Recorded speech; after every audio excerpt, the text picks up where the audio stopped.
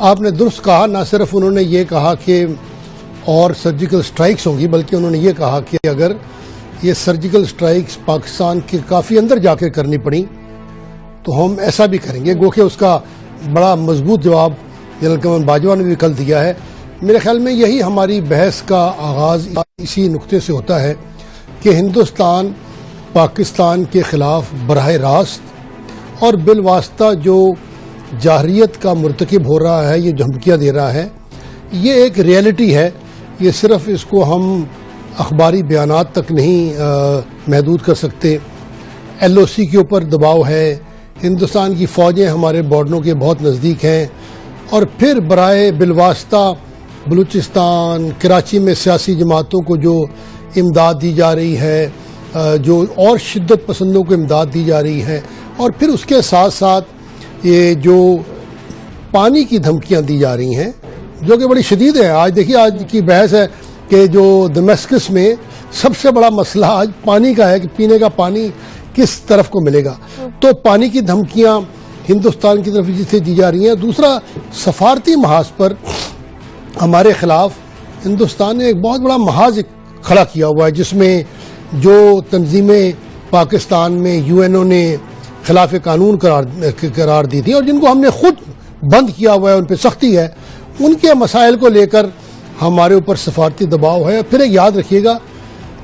کہ الحمدللہ آج پاکستان نے اپنی سلامتی کے بہت بڑے خطرے جو ہیں ان کو ختم کر دیا۔ آج دنیا میں کوئی آدمی کوئی آرٹیکل یہ نہیں لکھ رہا کہ اگلے 3 سال میں پاکستان ٹوٹ جائے گا، شدت پسند جو ہیں وہ قبضہ کر لیں۔ ہم نے اپنی سلامتی کو بہت آج جو ہے اشور کرا لیا ہے، لیکن چونکہ آنے والے دنوں میں ہمارا مقام بڑا بڑھے گا، اس لیے ہندوستان اور کچھ مغربی طاقتیں، بڑی جو دنیا کی سپر طاقتیں ہیں،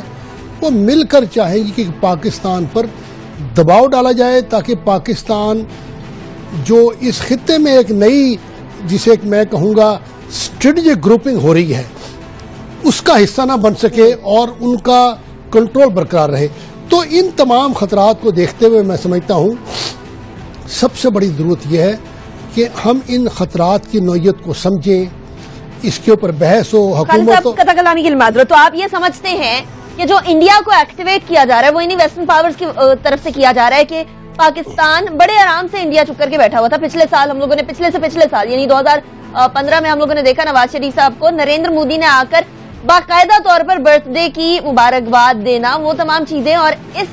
جو گزشتہ سال ہے اس میں ہم لوگوں نے دیکھا کہ برتھ ڈے پہ کیا حال تھا۔ تو وہ 1 سال کے گیپ کے اندر آپ کو لگتا ہے یہ ویسٹرن قوتیں ہی ہیں جنہوں نے پاکستان اور انڈیا کے تعلقات کو خراب کیا اور اب وہ آگے جانا چاہ رہی ہیں تاکہ خطے کے اندر ان کی پاور رہے، جس طرح آپ نے فرمایا؟ دیکھیے، میں سمجھتا ہوں کہ پاکستان بھی یہ چاہتا ہے کہ اس کے ہندوستان کے ساتھ بڑے اچھے جو ہیں وہ تعلقات ہوں، ہمارے درمیان تجارت بڑھے، لیکن پاکستان ہندوستان کے تعلقات کوئی پچھلے سال نہیں بگڑے۔ اس کی نوعیت سن 47 سے پاکستان کی جو آزادی کی تحریک ہے یہ اس دن سے شروع ہوئی ہے اور یہ کسی نہ کسی صورت میں مسلسل جاری رہی ہے۔ لیکن آپ نے ٹھیک کہا، جو اس میں ایک شدت اور اس میں ایک میں کہوں گا جو اس کا ایک بین الاقوامی کانٹیکسٹ آیا ہے وہ مغربی طاقتوں کی وجہ سے آیا ہے، کیونکہ آپ دیکھیں ایک دم دنیا میں چائنا، روس، ایران، سینٹرل ایشیا، یہ طاقتیں مل کر مغرب کی طرف سے اب چائنا اپنے اثر نفوذ کو بڑھائے گا اور پاکستان اس جو خطے میں ایک نیا توازن قائم ہوگا اس میں پاکستان کا کلیدی کردار ہوگا۔ لہٰذا اس موضوع کے اوپر ہندوستان مغربی قوتوں کا آپ کہہ لیں حلیف بن رہا ہے، تو براہ راست بھی ہندوستان کے مسائل ہیں، لیکن یہ جو مغربی طاقتوں کی یہ ایک کہہ لیں ترغیب کہہ لیں، اس کی وجہ سے بھی ہمارے خلاف جو تحریکیں یا پاکستان کے خلاف جو مختلف نوعیت کے تھریٹس ہیں جن کا چند لمحے پہلے میں نے ذکر کیا تھا وہ اور ابھر کر سامنے آ رہے ہیں، اور ضرورت اس بات کی ہے کہ ہم ان تمام خطرات کو سمجھیں، ہم دیکھیں کہ ہر محاذ پر ہمارے خلاف کیا ہو رہا ہے اور پھر ایک ایک محاذ کو لیتے ہوئے ہم اس کا مقابلہ کریں۔ اور الحمدللہ جیسے ہم نے دہشت گردی کو بڑی ہمت سے نپٹا ہے اور یہ بہت بڑا اس میں میں سمجھتا ہوں خراج تحسین ہے عوام کو، ایک عام چوکیدار کو، پولیس کو، رینجرز کو اور افواج پاکستان کو